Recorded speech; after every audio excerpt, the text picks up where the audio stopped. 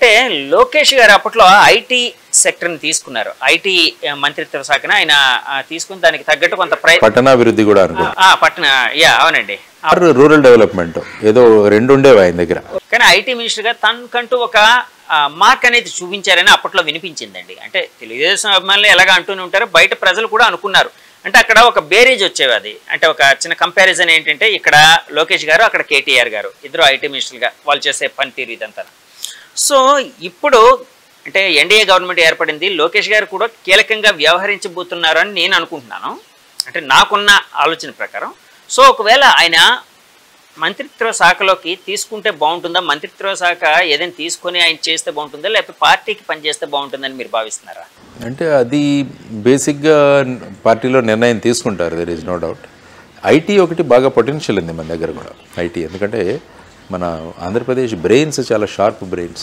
ఎందుకంటే మ్యాథ్స్లో మనం స్ట్రాంగ్గా ఉంటాం. ఎక్కడ చూసినా కూడా మనం అమెరికాలో కూడా రాణించడానికి ప్రధానమైన కారణం అంటే మ్యాథ్స్లో మనకున్న నాలెడ్జ్. సో అది మనము ఫాస్ట్గా ఉంటాం మ్యాథ్స్ దీంట్లో. కాబట్టి దాన్ని సంబంధించి తీసుకుంటే ఇప్పుడు మీరు చూసుకుంటే తెలంగాణలో ఎక్స్పోర్ట్స్ ఆల్మోస్ట్ 2-3 లక్షల కోట్లు ఉంది software exports.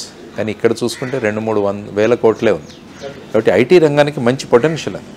For example Visakhapatnam కావచ్చు, లేదంటే మిగతా ప్రాంతాలు కావచ్చు, ఐటీ రంగం అభివృద్ధి చెందడానికి చాలా స్కోప్ ఉంది. కాబట్టి ఐటీ కూడా మంచి ఫీల్డ్ యాక్చువల్గా తీసుకోవడానికి. తర్వాత ఏంటంటే వారు అమెరికాలో కూడా చదివారు ఈ విషయాల్లో, ఇంతకుముందు చేసిన అనుభవం, వీటన్నిటిని తీసుకొని ఐటీ రంగంలో కూడా రాష్ట్రాన్ని ముందుకు తీసుకువెళ్ళాలంటే అప్పట్లో ఉన్న అనుభవం కూడా ఉపయోగపడవచ్చు. కానీ ఇప్పుడు ఎవరు ఏ మంత్రిత్వ శాఖ తీసుకున్నా కూడా ఫైనల్గా రాష్ట్రం ముందుకు వెళ్ళాలి అన్నది ఏర్పరచుకోవచ్చు. ఎందుకంటే శాంతి భద్రతలు కూడా చాలా ముఖ్యం. జనరల్గా ఏంటంటే గవర్నమెంట్ దాన్ని బట్టి ఆటోమేటిక్గా శాంతి భద్రతలు సెట్ అవుతాయి. దాని గురించి పెద్దగా మంచి డీజీపీలని కానీ మంచి ఆఫీసర్లు ఎవరైతే డీజీపీ తర్వాత ఎస్పీలు పోలీస్ స్టేషన్ ఇన్ఛార్జెస్ను గట్టిగా నియమించుకుంటే శాంతి భద్రత చక్కగా నడుస్తుంది. కానీ రాష్ట్రానికి ముఖ్యంగా కావాల్సింది ఎంప్లాయ్మెంట్, టూరిజము, పెట్టుబడులను ఆకర్షించడము, ఐటీ, ఇవి చాలా ముఖ్యమైన విషయాలు. లేకుంటే జనరల్గా ఏంటంటే మనం ఈ రంగాల గురించి ఆలోచిస్తున్నాం. ఈవెన్ సెంట్రల్లో కూడా నిన్న రంగాలు చూసుకుంటే ఏమన్నారు, defence, home, finance, external affairs, ఇవి భాజపా దగ్గరే పెట్టుకున్నాయన్నారు.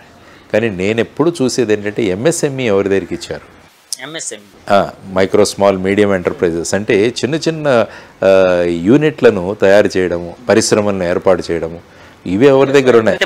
చిన్న పరిశ్రమలు అనుకోవచ్చండి. ఇంతమంది జనాభా ఉన్న దాంట్లో, ఇంతమంది యువతరం ఉన్న దాంట్లో మనం అందరికీ కూడా ఉద్యోగాలు సృష్టించలేం. ప్రభుత్వం అందరికీ ఉద్యోగాలు ఇవ్వలేదు, కానీ ఇటువంటి వాటిని సృష్టించాలి. ఎందుకంటే ఈ మంత్రిత్వ శాఖ ఎవరి దగ్గరికి ఉంది వెళ్ళి చూశాను. ఇంతకుముందు బీహార్ ముఖ్యమంత్రిగా చేసిన మాంజీ గారు ఉన్నారు, ఆయన దగ్గరికి వెళ్ళి. రెండవది నేను చూసింది ఫుడ్ ప్రాసెసింగ్ ఎవరి దగ్గరికి వెళ్తుంది. అందులో ఫుడ్ ప్రాసెసింగ్ ఐ థింక్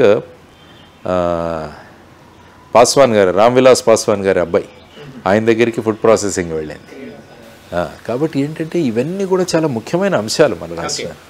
తర్వాత పోర్ట్స్, ఎందుకంటే మనకున్నంత తీర ప్రాంతం ఎక్కడా లేదు. దీన్ని కనుక బ్రహ్మాండంగా ఎక్స్ప్లాయిట్ చేసుకున్నామంటే మనకు అనేక కార్గోను ఆకర్షించవచ్చు. ఇక్కడ ఎప్పుడైతే కార్గో వచ్చిందో కార్గో కనెక్టెడ్ మనం ఇండస్ట్రియల్ టౌన్ డెవలప్ చేయొచ్చు.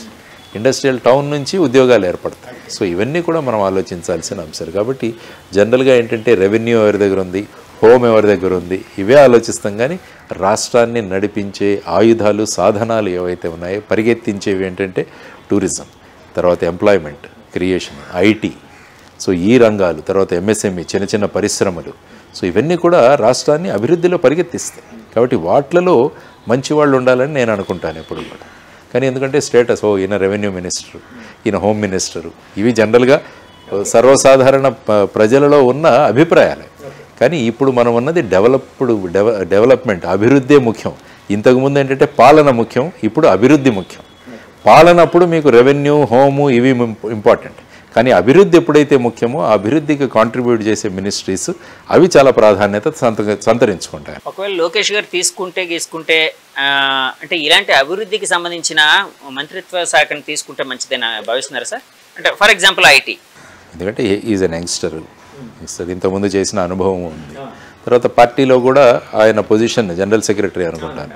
సో ఆ విధంగా పార్టీ ఉన్నది కాబట్టి అది కూడా పట్టు, వారి నాన్నగారే వారు ముఖ్యమంత్రి. కాబట్టి ఇవన్నీ కూడా పాజిటివ్ అండ్ రీఎన్ఫోర్స్మెంట్ ఫ్యాక్టర్స్, ఇవన్నీ కూడా ఉపయోగపడతాయి. సో ఆ విధంగా వారు ముందుకు తీసుకెళ్ళాలి.